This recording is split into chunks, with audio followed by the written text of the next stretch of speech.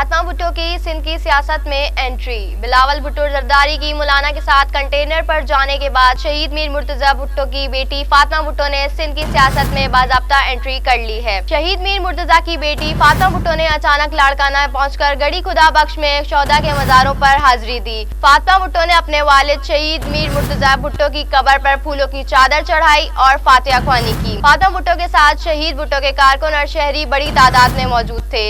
जराये के मुताबिक फातिमा भुट्टो पाकिस्तान में 3 दिन तक कयाम करेंगी, जहां वो अपनी पार्टी के दीरीना कारकुनों से मुलाकात भी करेंगी। फातिमा भुट्टो की जानिब से अहम ऐलानात भी मुतवक्के हैं, जिससे सिंध की सियासत में बड़ी तब्दीली आ सकती है।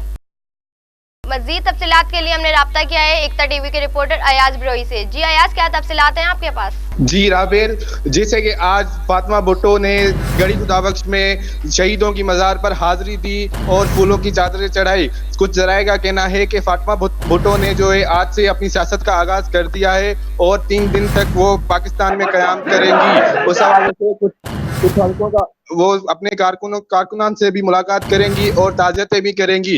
इस 3 दिन के दौरे के दौरान सिंध की सियासत में बहुत सारी तब्दीलियां आ सकती हैं।